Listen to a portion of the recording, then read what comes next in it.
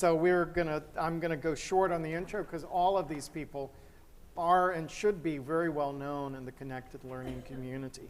But I wanted to hold up each of the books in turn. This is the Affinity Online, How Connection and Shared Interests Fuel Learning, which Mimi Ito and Katie Salen, who are up here, both have involvement with, are kind of leaders of. And then this is the S. Craig Watkins book, The Digital Edge, How Black and Latino Youth Navigate Digital Inequality. And this panel is going to sort of discuss those projects, both individually and collectively, as we think about what the role of connected learning is going forward during what is, we all agree, somewhat difficult times.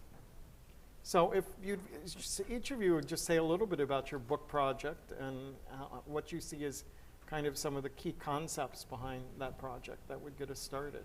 Maybe Craig, you start, and then you two can play tag team here. Sure. Thank you, Henry, and thank you for coming to this session.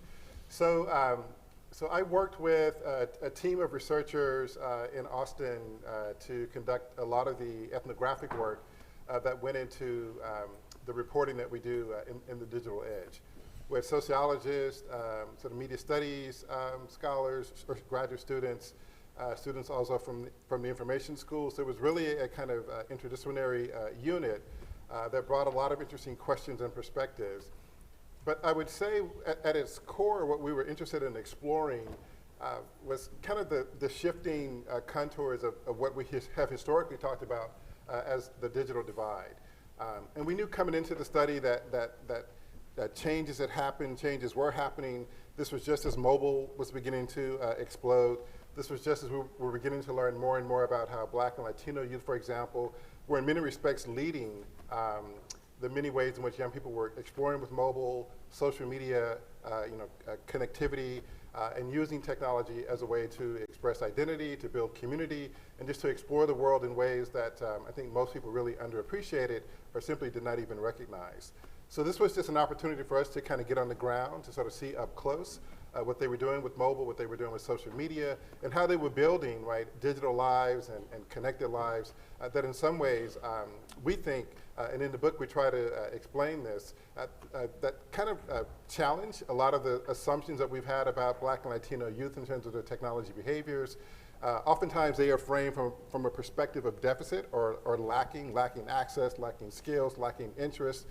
And what we found was almost a complete reverse, right? That they brought many different assets, many skills, motivations, aspirations to their engagement with technology. And we were interested primarily in learning how schools were in some ways responding to that, but oftentimes lacking the sort of resources to help young people leverage those interests and aspirations in meaningful ways. I'm looking forward to talking about some of the more specific aspects of the book and its connections to things that we'll be talking about here. Okay. Let's go with you, Steph. Okay. No, you start.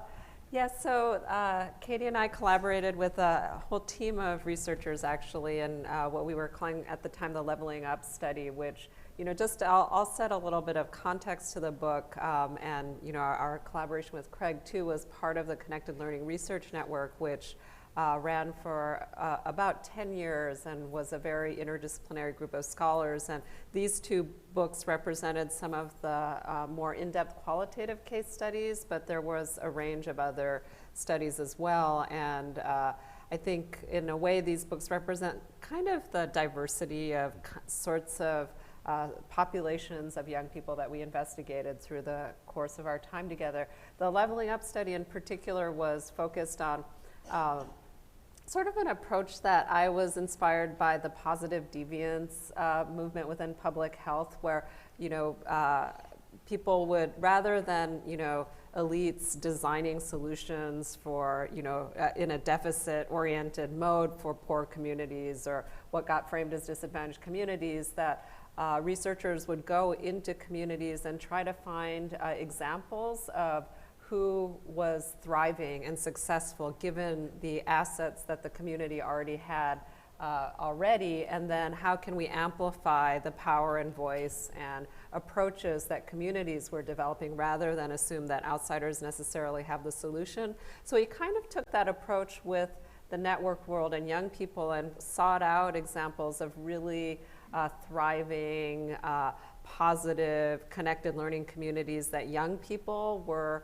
leading and creating and supporting themselves on the internet. And so the examples in the Leveling Up book cases, the Affinity online book, were really not intended to be sort of representative studies of young people on the internet like the earlier work that I helped lead around hanging out, messing around, geeking out, which was supposed to be more of the vast range. It was really looking specifically at examples from what could we learn from young people and their interest-driven communities online, and how can we amplify the good stuff that young people are already doing and connect it to what we're doing in the grown-up world.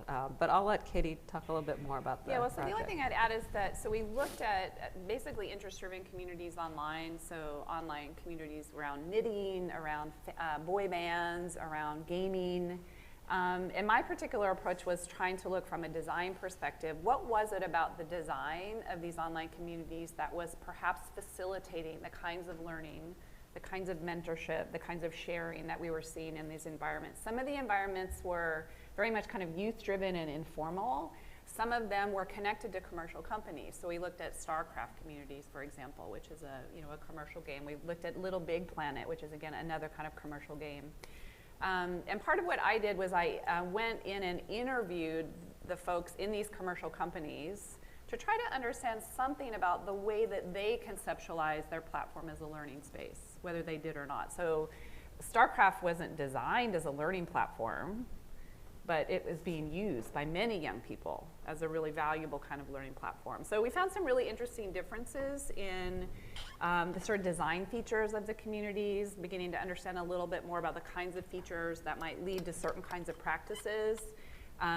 Surprisingly found really strong correlation between a kind of ethos or cultural climate of a company and the kinds of platforms that they developed and their conceptualization of their relationship to community. So I saw really big differences between Blizzard and sort of how StarCraft was conceived, and Valve and the way they designed Portal, and Little Big Planet and the Media Molecule. So that was also quite interesting because it's always relational. There's always people designing things that young people are using, including themselves. So that was a piece that we were trying to look at. And it was a chance for Mimi and I also to figure out how we might work together to bring a really interdisciplinary perspective to the work, which was what was fun about the Connected Learning Research Network. So all of us have been brought together in various configurations over the last 15 years through the work we've done with the MacArthur Foundation and beyond. So we thought it would be interesting really to drill into the connections across these projects rather than simply thinking of them as individual initiatives. So what do you see as some of the most interesting points of contact between the books up on the stage? Anyone want to get a start? Well, I'll also include you within this conversation, Henry, because I think one point of connection with, we've had a long-standing dialogue around Fandom and young people's agency online, and I think the one nexus of connection that we've been playing out in Affinity Online is just Fandom as a site of youth organizing and self-expression and cutting across the boundaries of what we think of as commercial culture versus everyday literacy. And I think that's an arena where, Craig, you found among the young people that you're engaging with, whether it's gaming fandom or popular media fandom, that this movement for young people to take up the tools of popular culture for their own purposes has often had an uncomfortable relationship to our institutions of public education. And so thinking about things like fan production or gaming culture as an arena for learning, that's been sort of a through line through a lot of our work, and I think a really important part of this community too, who has mobilized around game-based learning. But I think really confronting head on that cultural division between education and entertainment and how challenging that is for educators, how We are trying to advocate for commercial companies to recognize their responsibility for being learning platforms. It's like, you know, when I talk to Google, they're like, oh, let me show you to the teacher education arm. And I'm like, no, your search is the learning platform of our time. What do you think YouTube is? It's an educational platform. So having those conversations on the entertainment and commercial side, but also trying to convince schools that they should load Minecraft, you know, and that fan production, you know, one of the communities where we get the most eye rolls is, you know, teenage girls boy band fandoms, and trying to convince educators that One Direction fan fiction is a legitimate form of literary production. You know, these are the battles we're waging every day at the cultural level. And I think, Henry, I thank you for your pioneering work and even allowing us to have that conversation. So. Yeah, I completely agree. You know, when I think back of when we started the Connected Learning Research Network, and Henry, you were also part of a network that was looking at youth and sort of civic media and engagement. And I think this is what, 10, 12 years ago or so, maybe a little bit longer. But we sort of entered that network, and I think a lot of the conversations that we shared with each other, where the context is really different then than it is now. And what's pretty amazing, right, is just how quickly these issues accelerate, right, in terms of our understanding and our thinking about the complexities of young people and their relationships to technology. But back then, right, there was a lot of fear-mongering, and there still is, right, but there was a pretty dominant narrative, right, that the internet was a bad place and that we needed to protect kids from the internet. And certainly elements of that discourse still prevail today. But I always sort of imagine our project in some ways, right, as sort of as an intervention, as a way of sort of expanding the narrative or adding more dimensions of complexity to that narrative in terms of understanding how young people aren't just necessarily victims of what happens in the connected world, but the degree to which they bring ingenuity, they bring aspirations. And this is something I think all of our projects sort of reflect. And so when you say how they were turning, you know, the gaming platform into a learning experience or learning platform, we saw that time and time again. And in some ways, that I think is a common theme that kind of sort of a thread that runs through our projects. It's how young people were looking at these technologies and seeing them in ways that adults just simply were unable to see them, right? So YouTube, not simply just as a place to go and look at goofy videos, but also, right, to really use it as a place to learn how to do the things that they were inspired to do or wanted to do. You know, I remember when we started this work looking at some research that I think Google and Microsoft with their Bing search engine had done. And this was a study saying that they were kind of observing how young children were using search engines. And what they found, right, is that when young kids were going to search engines, they weren't looking to search in the way that they had, I think, initially understood people to search, right, via text, and people wanting text-based responses. Kids were going there to find out how to do things, how to learn things. They wanted to see in action what it is they wanted to execute, what it is they wanted to perform, what it is they wanted to build. And that really sort of inspired them to start adding, right, video into the search and giving you different options in terms of what would come up once you executed a search. But a lot of that was inspired by what they saw kids doing. And again, I think it just speaks to part of what each of our respective projects were trying to do, and that is to sort of understand and appreciate the ingenuity, the sort of creativity that young people bring to their engage with the technology, and the sense of agency that they oftentimes exercise. And how do we support that? How do we understand that? How do we leverage that? How do we empower that? I think all of our work has been, in some ways, oriented towards trying to figure that out. Yeah, I mean, for me, the piece that over the period of years that emerged and is a theme in a lot of, across the books is the role of caring adults. So I think in the beginning of the network, there was a little bit of this reaction to say, adults are getting in the way. Let's look at what kids are doing. Adults are doing things that are modeling the wrong things. Like, kids are doing cool things. So we focused a lot on sort of peer relationships and things that young people were doing, but in all of that work, we're finding there was lots of places kids sort of fell off the path, right? There'd be this moment, great stuff happening, and then it would stop. Moment, stop.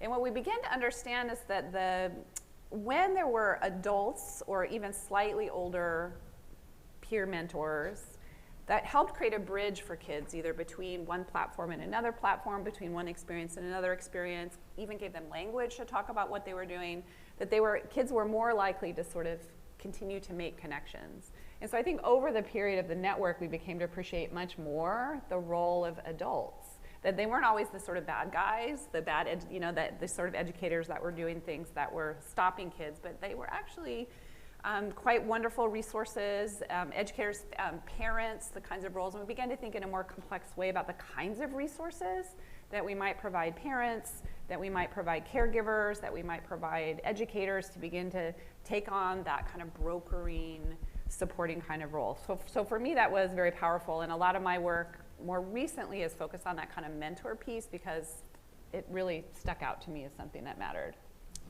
So I'm just back from Australia, where I was giving some remarks about Archive of Our Own, which just won the Hugo Award this past summer, and really is a landmark in thinking about the kinds of participatory culture and learning we've been talking about together for so many years. That Archive of Our Own is the largest archive of fan fiction on the web today. It received the most prestigious award given by the science fiction writing community. So this was an award by mostly professional science fiction creators to a networked project of collaborative authorship in which people built and transformed on existing stories, right? In a very distributed model of authorship, mentorship, editing. So that itself was remarkable. And that the organization has encouraged people to tweet, "I won the Hugo for my story about Harry Potter going to Hogwarts for the first time," or whatever. And the sense of collective celebration for 2 million writers around the world who've contributed to Archive of Our Own sort of speaks to some of the success of participatory culture as a whole. And I would rank Archive of Our Own alongside Wikipedia as the most important landmark of a networked culture bottom up. In doing so, I ended up talking about the work of Katie Davis, who was one of Howard Gardner's master's students when this project began, was very much involved alongside his participation in the youth and participatory politics, and now has authored a really remarkable book, Secret Gardens on the Web, which talks about the distributed mentorship that has emerged through fan fiction online. I'd recommend it, but it's also sort of the story of, over that time, how many young scholars have come up through this network and have made a difference.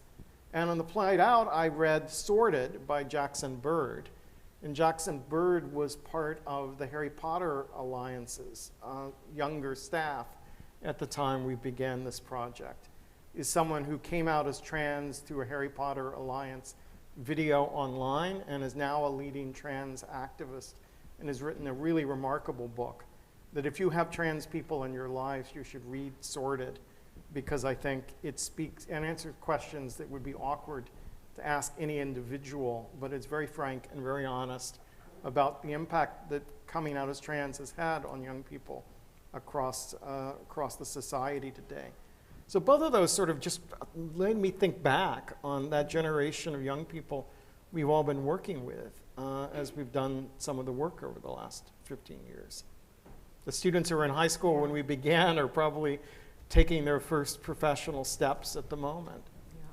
So I don't know if you have thoughts or stories along a similar line, or are there things that you reflect back on that?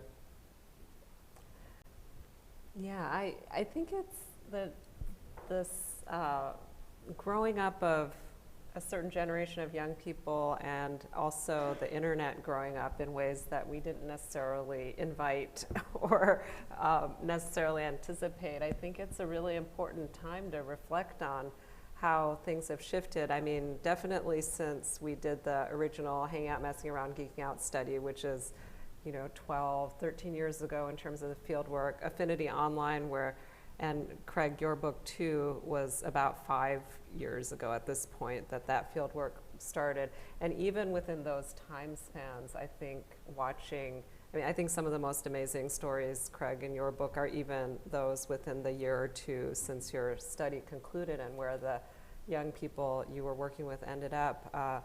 I think it's, both cause for celebration and concern in a lot of ways, because I do think that we've seen how a generation who grew up in participatory culture are bringing those norms and expectations into their professional lives and families, and you're seeing intergenerational gaming happening in the home, and there's all these really amazing positive trend lines, but at the same time we're doing a little bit of investigation now about looking at more specifically vulnerable youth online and realizing that far from being a space of refuge and positive affinity, like you heard in the panel before, that for young people who are from minoritized groups, have identities that might be subject to harassment and hate, that the internet has become a space where they have to really steel themselves to participate in it all. And in fact,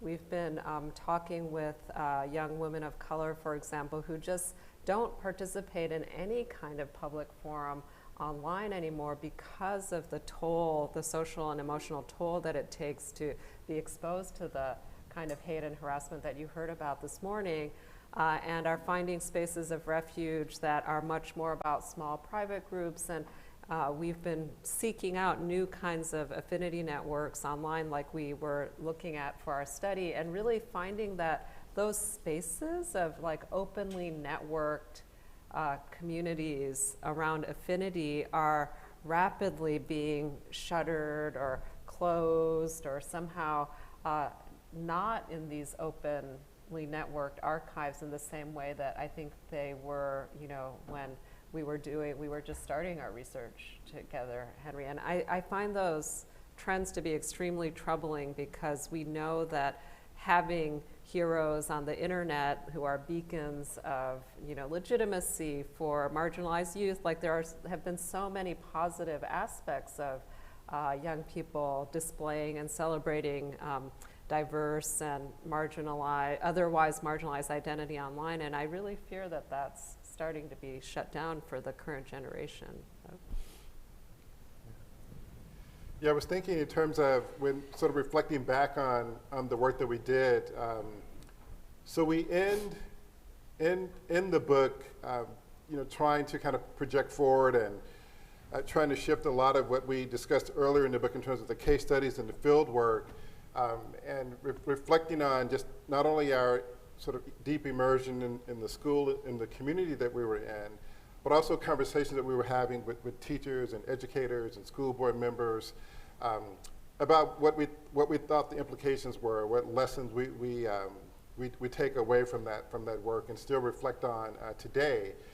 And one of the things that we heard often, and this is pretty common, right, when you talk to educators, certainly when we were doing our field work, our goal is to develop students who are career ready or college ready, and while that certainly makes sense, in some respects it doesn't necessarily make sense at the same time. So what does it mean to be career ready, for example, in a world that kids are entering in, where the notion of career as we have understood it historically just doesn't really exist anymore? And so the sort of career readiness sort of narrative and how you try to organize learning and curriculum and schooling around that seems to be in some ways antiquated and certainly disconnected from the reality in the world that most young people are transitioning into. And so we were thinking about, well, rather than kids who are career ready, for example, how about kids who are future ready? And what would that look like, right? What kinds of skills represent future readiness? What kind of curriculum helps kids develop the kinds of skills, competencies that allow them to sort of navigate what we all know to be the case, right? A future of work, right, that's marked by uncertainty, precarity. And so, schools are under a lot of pressure, right, because of this intense emphasis on STEM. And in the book we talk about, what it means for schools to sort of fall prey to the pressure to appear as though they are engaged with STEM, they're offering STEM learning opportunities. And we know, right, from research historically, that not all kids have equal access to high quality STEM learning opportunities. And so when we think about the future of work, again, what kinds of skills do young people need? These are some of the things that we try to sort of think about based on our observations, based on our conversations with teachers and others. And it's really about helping students develop this disposition to be flexible, not only flexible learners, but flexible earners.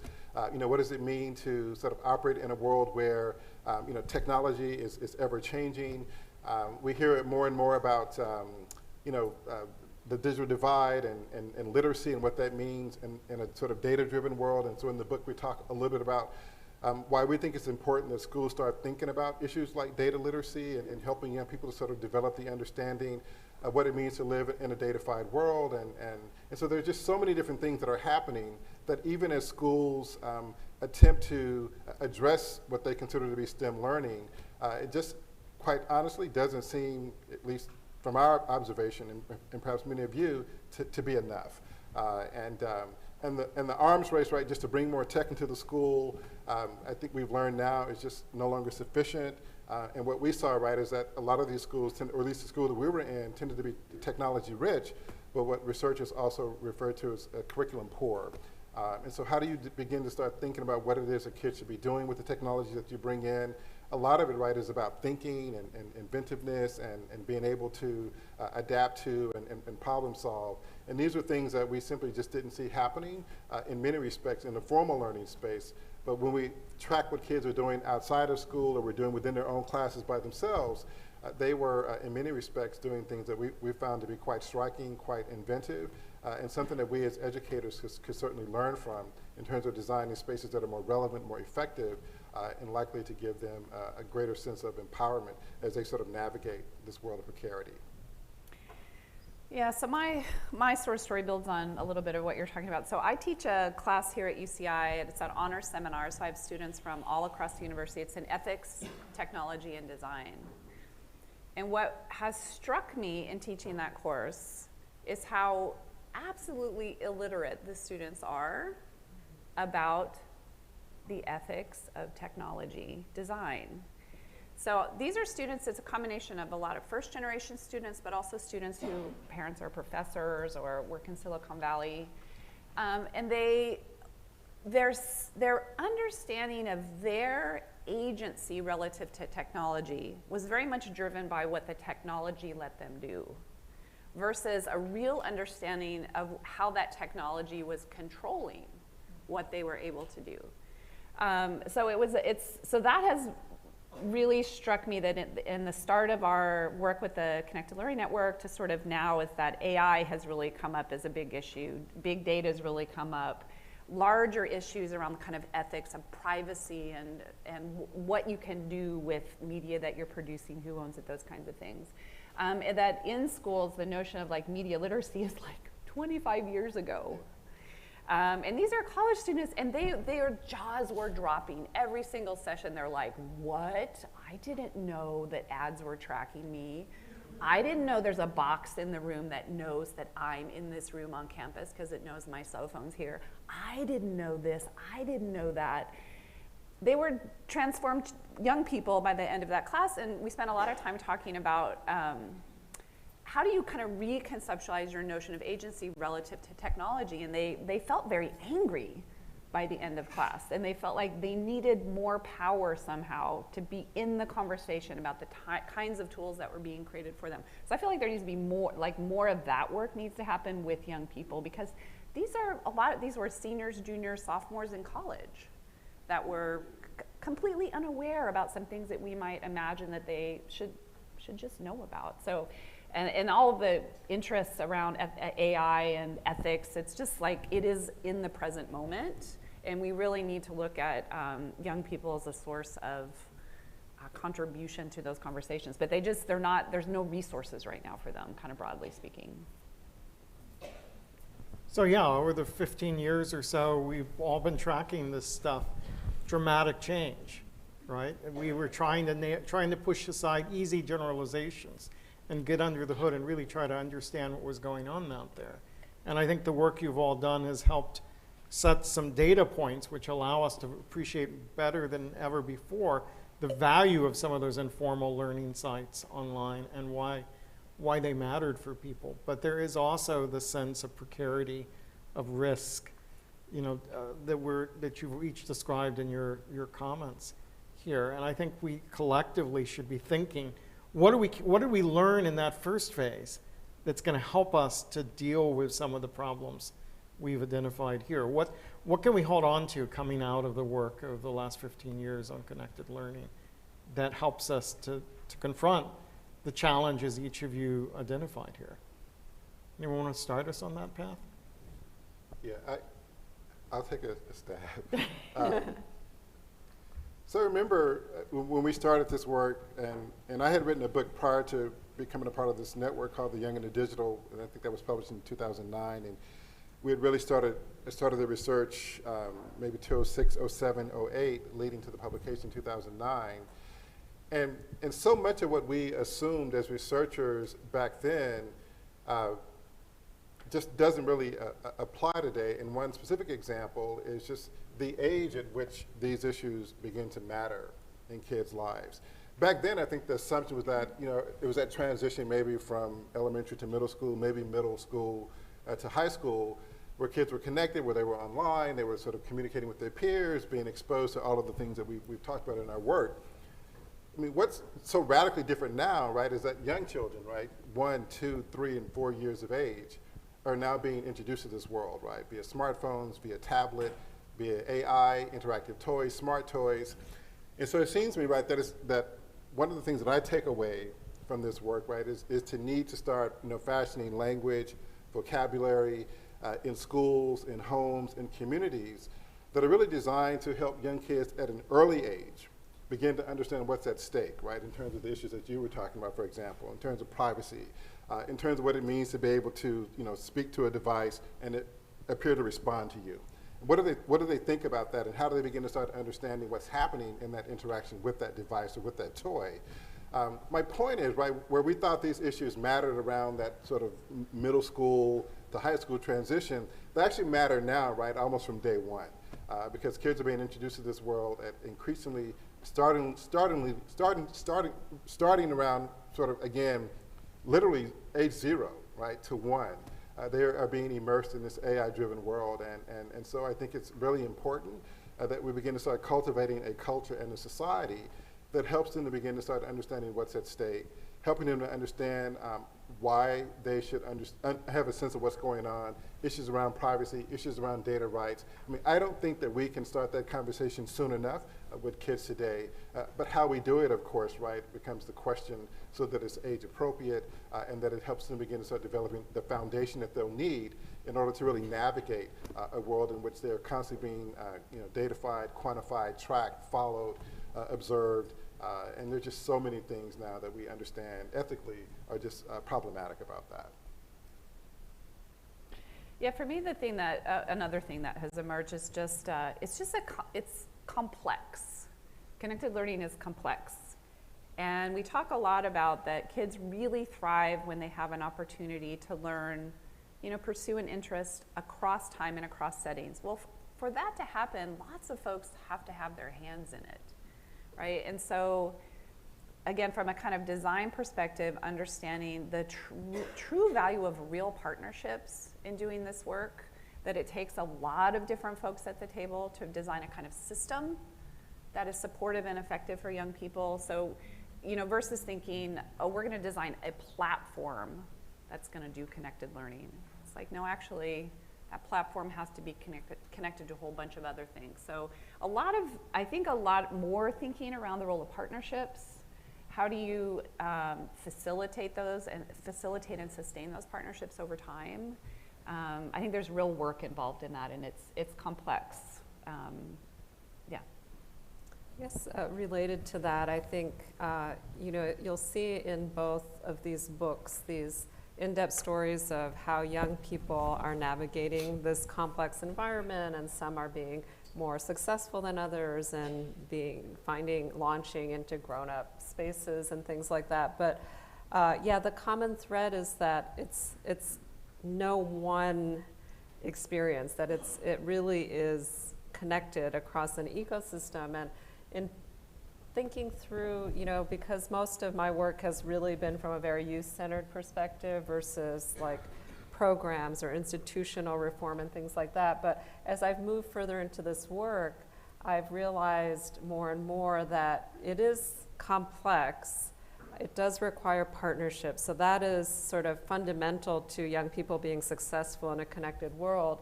But as a movement, I think it has to go beyond individual good intentions and individual actions or even cultural change. We're really at a moment as a community where we can see some students bucking the odds, right? Like there's always those, some kids who make it despite the things stacked against them. But we have to really start moving towards structural and institutionalized and policy-related changes if we want to go beyond, this collective bubble of progressive folks who are, have bought into the vision and are individually or in our own organizations trying to do the best we can.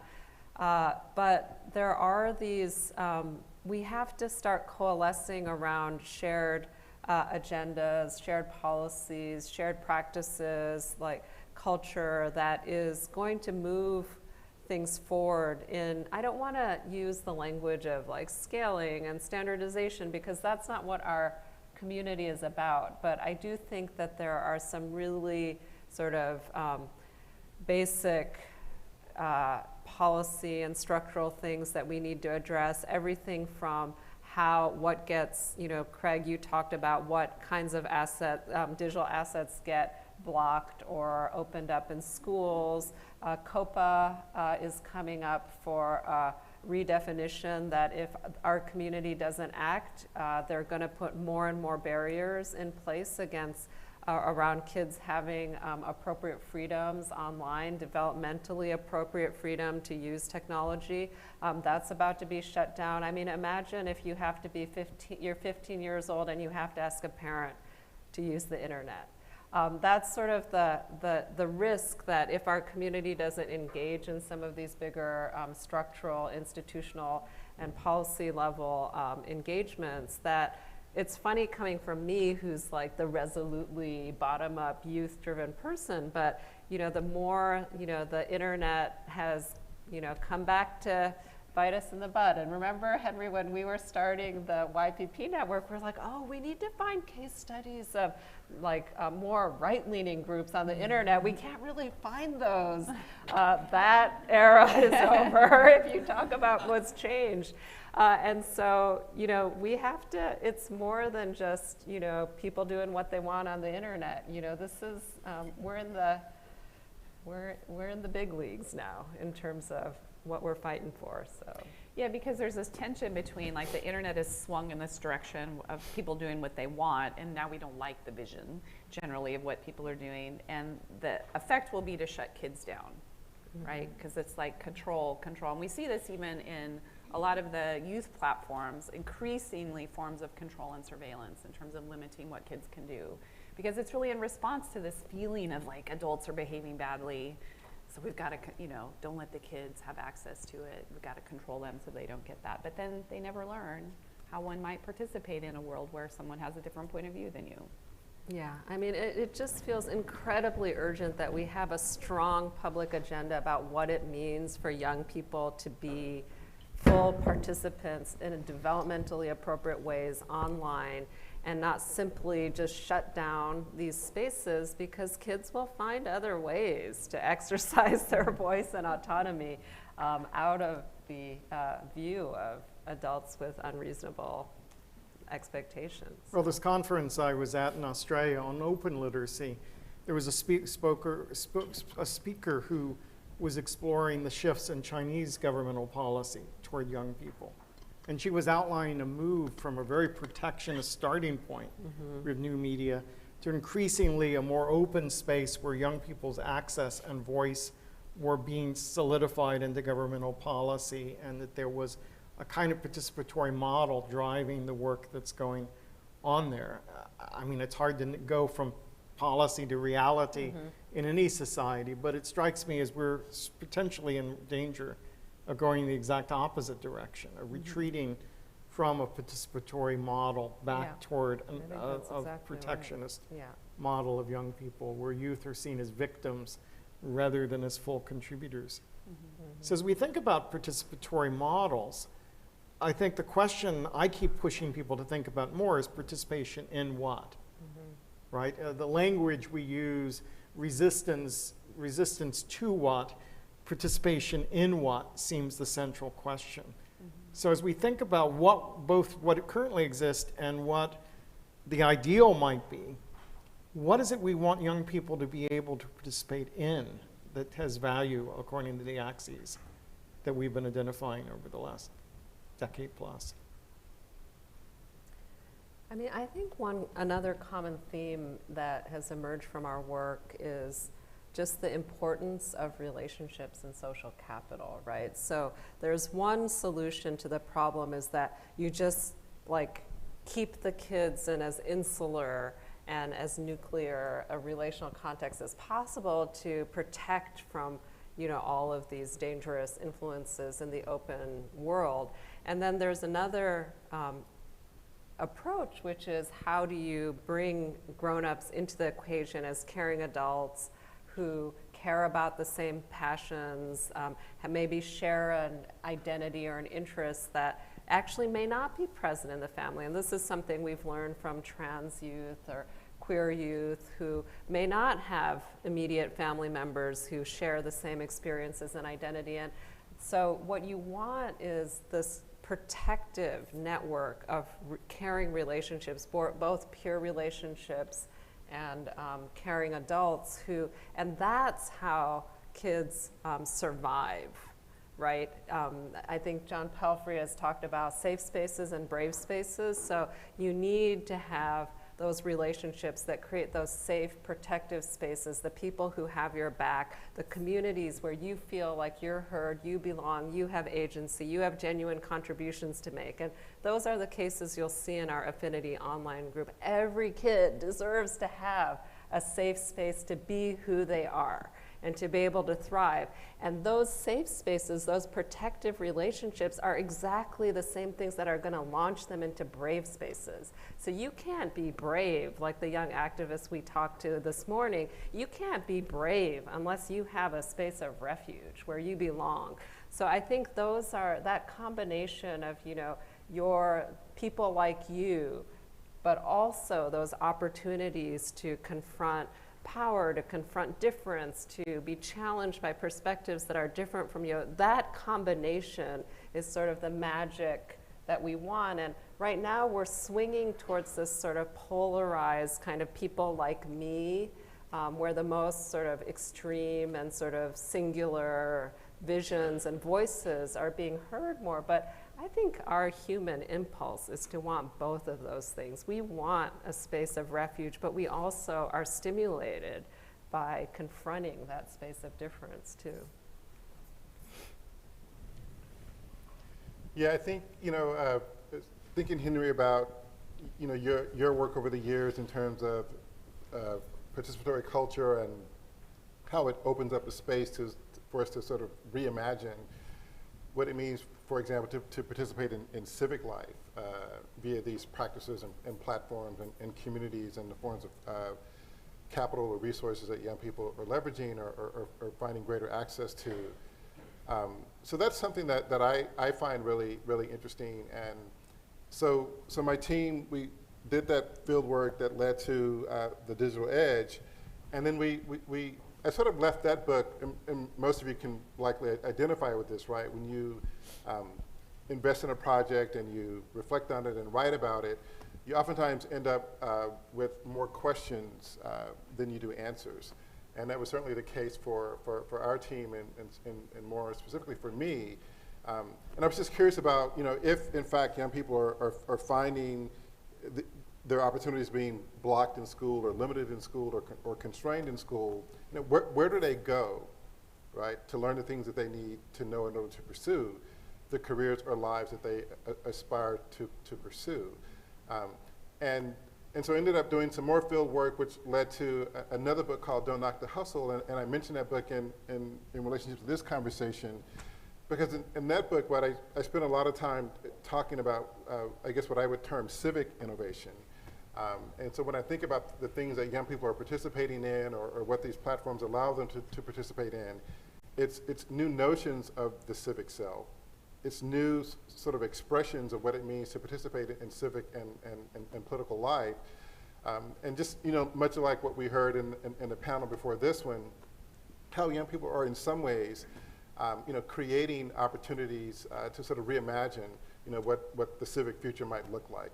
And obviously, right, in the age that we live in, like today, October 3rd, in this country and increasingly around the world, I think the need to have access to community, to have access to resources and expertise that can be networked and shared is just incredibly important. And I think it's something that they recognize, and just sort of looking at the ways in which they are innovating in the sort of civic and community space, I think is really important. So when I think about participating in what, I'm really sort of inspired by a lot of those activities and how they, in some ways, allow us to reimagine what it means to participate in political culture. I don't know if I have anything to add to that. The only small thing I would add is participate in experiences where young people really have choice. And they really have, and they're able to see that the choices that they're making can connect back to the real world in some way. So thinking about this sort of feedback loop between experiences young people might be having in online communities, online spaces, and how that then feeds back into opportunities that they might have back in the real world. So for me, that you talked about opportunity, that seems like a really important piece of this. Well, speaking of participation, we wanted to open the floor to some participation from you, especially since I cut that a little tight on the previous panel. So who has questions you'd like to throw out here for consideration? Over there. Thank you all for such an informative panel. I have a follow-up question to the long-term adults in safe spaces and workplaces. How do we support parents in communicating values around online behavior, given the particular privacy considerations children in their futures? For example, learning about what information students should be, or young people should be sharing online, or understanding the ways in which digital spaces affect physical world behavior and outcomes. Well, Sonia Livingston and Alicia Bloom have done a lot of really interesting work around parenting, and I think they just put out a toolkit actually around kind of particularly the privacy piece and the kinds of conversations parents might be having with kids of all ages. And I totally agree with Craig, like it happens so young. So young now. So that might be a resource to begin to look at. I think increasingly, I mean, one of the cool things that has come out of the network, and we have a panel on this tomorrow, is just lots of toolkits, right? Because there's, I think, a wonderful ethos of this work around trying to enable others to participate in the work. And one way of doing that is to try to help develop resources. And so there are, I think, a number of resources. The Brokering Pathways Toolkit that Rafi Santo and Dixie Ching put together, that's another one that you might take a look at. But those are some places you might start. Yeah, I think there's sort of, parents and families are diverse, so I see sort of range of messaging where I think screen time has officially become the #1 parenting concern in this country. So there's a lot of kind of fear and concern being stirred up by the media and by, some of the more scary cases out there. So there's one level of messaging which I think is just about calm down. There are a very small minority of kids who have some genuine self-regulation issues around media, but the vast majority of kids are totally fine. Connect with your kid, make sure, look for the red flags, but don't stay calm. So there's sort of that level of messaging. And then, if parents can be calm, there's also just stop, and listen, learn before you pass judgment, right? So I think there's always a generation gap. In the teen years in particular are times when kids might be actively experimenting with identity and cultures just to get that rise out of the parents. So, but, and digital stuff is different and new, and most parents didn't grow up with the same digital cultures. So there's a lot of just before you start imposing rules and judgments, listen, learn, connect, just like you would if your kid wanted to play badminton. It might not be the game you played, but you want them to play basketball, but they're, a fencing kid. That's okay. Like, see it within that range of things. And then I think there's that real question of, does the parent have the resources, the background to be able to guide kids productively? But without a connection, they're not going to listen to the guidance. The number one complaint that kids have is parents don't listen and they don't get it. So you've got to remove that barrier before you can move to the guidance piece. And then, it's a conversation. And in fact, I think it's absolutely critical that we equip parents with tools and resources. I think it's also absolutely critical as a community that we don't privatize this burden to parents, that it's actually the responsibility of industry, of educators, of the public sector to not make this a private burden on parents. And the reason why screen time is such a pain in the butt for families is because we lack the public will to make the internet good for kids. That shouldn't be a parental responsibility. That should be a community and a government and an educational responsibility, just like we expect our kids to be able to walk into a mall and not get, harassed or accosted by a stranger. We should have safe spaces for kids on the internet that every parent should feel comfortable letting their kids participate in, and we haven't done that. Yeah, I agree. I would add that another caring adult that we talk a lot about in our book were teachers. And to your point, Mimi, we know that teachers in different circumstances, right, have differential access to resources that allow them to really be the kind of caregivers in their classrooms that I think most teachers want to be. And so a lot of this conversation about how we think about toolkits and building community that empower parents to be able to be effective, caregivers kind of on the front line. Teachers are on the front line too, and what we found, right, is that our teachers who were sort of in resource-constrained schools, they simply didn't have access to the curricular resources. They didn't have access to a network of peers that might just allow them to address and design learning experiences with technology in ways that they aspired to, but just simply couldn't deliver because of being in such resource-constrained environments. So one of the things that we would talk a lot about with educators and with administrators, right, is how do you empower teachers to really be able to provide, right, that kind of high-quality instruction. But before they can do that, right, they too need support, and they need a community that enables them to be able to do that in a more effective way. So I'm in the process of writing a book on childhood in America and children's media after the end of World War II.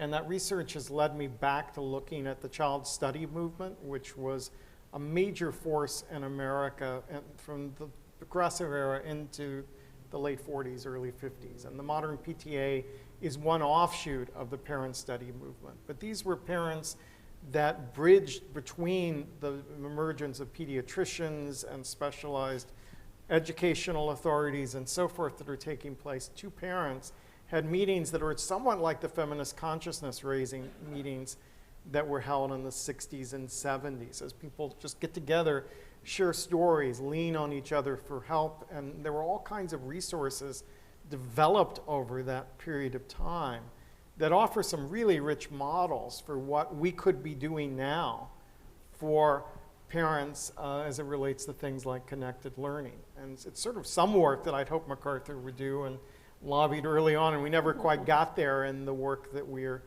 doing. I don't want to romanticize it. It's an incredibly segregated movement, both by class and by race, and was never as inclusive as it should have been. But it did produce a lot of common sense ideas about media use as we went from a society focused around radio to one focused on television. There's a lot in their writings about preparing the way for technological and media change, for example, that speaks to us. And it's striking to me that so much of this I knew nothing of when I began this project. This is the historical infinite regress, where I started with one group of writers and ended up figuring out, well, what influenced those writers and taking that extra step out? But originally it's tied to the Montessori movement, among other things. Dorothy Canfield Fisher, who helped popularize Montessori education in the US, is also a key founding figure in this. So I encourage us to think at those historical models and how do we reimagine those for a more diverse society? How do we create a more inclusive, more thoughtful version of that? And what have we lost when we used to say it takes a village to raise a child, and now we are so busy protecting the child from the village that we don't harness the wisdom of the elders and we don't learn from each other to build the cultural supports that kids need. Yes, hand here.